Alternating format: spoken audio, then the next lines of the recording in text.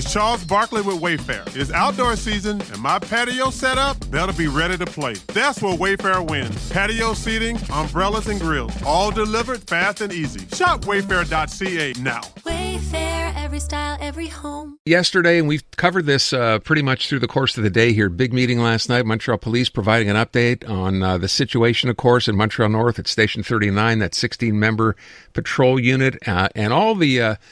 I'm trying to kind of frame this the right way, but all the reaction that it has stemmed. Last night, by the way, the turnout, and I think that's the one thing we have to note, was impressive in the fact that citizens are getting involved, and that's part of how this is going to change. In fact, so much so that some could not even get into City Hall. Montreal Police Chief Fady Dagher was there fielding questions. After the fact, I just wanted to hear, Chief, if I can, some of the reaction from people who were asked how they thought things went. Here's what they said. So just so you know, there was some pushback last night. People not necessarily getting the answers they wanted. Here it is. He's saying what he have to say. I'm going to reset again. The question is us, the people. We the one who's going to have to make the system change. It's a scandal. It's absolute abomination. There's a lot of people here who are incredibly justified in their anger, both through direct and indirect experiences. The racism is still going on. Police officers still being arrogant and still being disrespectful. He's saying he took 16 police officers out, but there's still more than 16 officers that needs to be out of that. All right, those are some of the reactions, Chief. First of all, if I can, and first of all, thank you for being here today. With respect to that particular unit, where do we stand on those officers, and how many have been suspended? So at the beginning, the 12th of June, we suspended 2 police officers. A few days later, we suspend another one. So it's been 3 police officers suspended on 16. The other 13, they'll be replaced somewhere else in the police department without access to the citizen on the streets. This is where we are now. Okay. Now, I want to point out something else. You made a really interesting comment, I understand, earlier today, and we have spoken in the past. You have seen racism up front. You've also experienced it as well before you became a police officer. When you saw what happened last night, the number of people who turned out, the reaction from so many of those people saying, look, we need to do something, nothing has been done, that's not news to you, right? It's not news to me, and I was expecting a very emotional evening. Some people, they were frustrated. Some people have fear about the cops.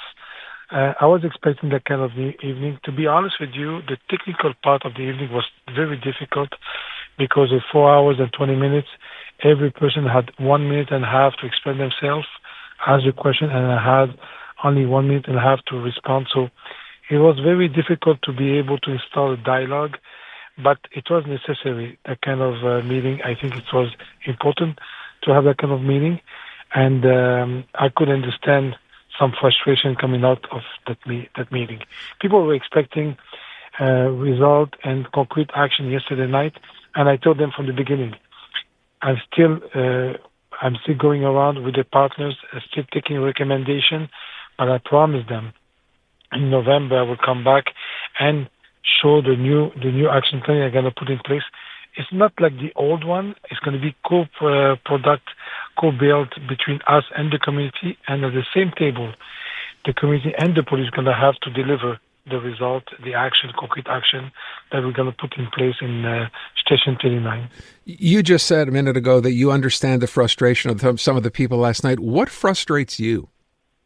Well, what frustrates me is because sometimes we do great step forward. We have some little success, and then one event happened. What big event happened, like the one when I suspended those 2 police officers and dismantled the whole group. Boom! We have to go back to reorganize everything and rebuild the trust between us and the community. That's the frustration part, because we were doing, from my point of view. But again, some people say we don't agree with you, and you know what? I have to respect the point of view. But what you heard yesterday is one part of my meetings. What I was hearing during the summer in Saint-Michel, in Montreal North, in NDG, in Côte-des-Neiges, when I met all the partners, the speech, the feeling is different. People understand that, first of all, they respect the gesture that we posed on the 12th of June. It was very courageous. Never happened before to dismantle a full group. And in the meantime, they say, sir, it's not enough. We have to continue to work together. So there was some hope. People saw that we did some progress for the last 10, 15 years, and there's still room for progressing. So I'm expecting to see some progress with the community. But again, yesterday night, in 1 minute and a half, was very difficult to have a concrete discussion with them. You know, I'm wondering, too, there were a lot of people suggesting beyond last night and that question and answer session that what we need now is a public inquiry. You said we shouldn't do this now. Why not? Well, I'm not against the public inquiry, and it's not at my level who's going to be. I'm not going to be the person who's going to decide for one. But one thing I told them, I need to be able to be in control of the criminal file. Right now, we are, like I say, we suspend 3 police officers, and not 2 but 3. And the investigations keep going. As soon as my criminal investigation will be done, and I will be able to submit the whole file to the DPCP. After that, if the government of other instance wants to have a public hearing, public investigation of the police department, I have no problem. But I need not to contaminate my criminal file. I need to make sure that those people who are complaining go further to the court justice. So that's why I say I'm not against it, but not now. I need to be able to finish my criminal file. When you talk about your criminal file, what is that file? What are you investigating? What do you need to get to the end of? Well, we are, like the 12th of June when it came out, the 2 suspensions, the allegation is about very serious bad behavior of racism, discrimination, and I'm going to let the DPCP decide what kind of charges they're going to be putting in the front, and they should be criminal charges. But that I'm going to let the DPCP decide the quality of the proof that we have. We think that we have a strong case, but we have to wait for them to decide if it is a strong case or no. But I cannot go to details because I don't want to contaminate in advance and to jeopardize the process after. So I want to just touch on a couple of things, Chief, if I can. Number one, you know, we focused on this Station 39, this patrol unit. You mentioned the officers who've been suspended. Well, we know, of course, and what I'm sure you heard last night is this has been going on for quite some time. It's not an isolated incident there. I don't want to use the word systemic if I don't have to, but there is the suggestion, of course, that this is what the SPVM has become. It's not just one particular police station or one unit, rather. So what do you do to change the culture of the police? Well, first of all, we have to be careful. Again, I understand the frustration, but when it comes to the behavior of those 2 police officers, the special files, this file in particular, at one point at the 12th of June, some people are making fun of my reaction when I say I was surprised, and they mentioned we are surprised that he's surprised. No, I didn't mean I'm surprised of racial profiling. I didn't mean I'm surprised of discrimination. I always mention that I recognize there's a systemic issue with the racial profiling, with discrimination, systemic, but the gravity of those gestures that happened in the Station 39 with those 2 police officers, the gravity of that, this is not about racial profiling. That kind of gesture is pure racism. I didn't expect to have that kind of behavior in my police station. When people are saying this is not the only place, it's been happening for so many years at different places, well, I never had that kind of evidence so clear and that kind of behavior. That being said, it doesn't mean I have to minimize the other behavior that my police officers have, but be careful not to generalize and to say that that kind of the evidence that I have for this 12th of June, for me, until now, let's say I find out that I have the same kind of behavior in another station, I will suspend right away. And my investigation is going all over the city of Montreal. And until now, I don't have the same file. I don't have exactly the same behavior. That's why I'm saying it is isolated in one station, one group. It doesn't mean it's not happening, but until now, I didn't see it coming anywhere else in the organization. Again, it doesn't mean there's no racial profiling. It doesn't mean my police officer, they're not polite all the time. They don't behave the perfect way. I'm not talking about, this is two different subjects. One part is racial profiling and discrimination, but the one I'm talking about, the serious accusation that we're putting into the criminal system right now, is about racism and very serious accusation. I had Alain Babineau from the Red Coalition, who I'm sure you know. We were chatting earlier in the afternoon, and he said something really interesting. He said, Fady Dagher is the best police chief this city has ever had. Then he added, well, I want you to hear what he had to say. Post 39 was a golden opportunity for him to put down the gauntlet and say, enough is enough. This practice of street check and interpellation has hurt people far too many times. From now on, it's banned, and you guys are going to have to police in a different way. It's internal practice. There's nothing in law. There's nothing in provincial legislation that is embedded. It's a police practice. So tomorrow morning, Mr. Dagher can turn around and say, you know what, from now on, until we get a judge's decision on this, you guys can't do this no more. So he's talking, Chief, about random police checks. You have the power. He said you're the best police chief we've ever had. Why can't we stop those, or why won't you stop those? First of all, what I answered yesterday to many questions about the police check, we don't let the police officers, they're not allowed to do police check random police check. The random part is not accepted. Now, of course, I understand that people say, but it still exists. Still people do. I understand. Maybe some of my police officers are still doing it, but it's not allowed. And when we do the police check, right now, it's on few criteria. I'm going to give you a few examples, Mr. Rand. Let's say somebody is vulnerable. Let's say somebody has a mental health issue. Let's say someone is missing, or they have a warrant against him, or a police officer watch a citizen walking on the street and looking inside the cars.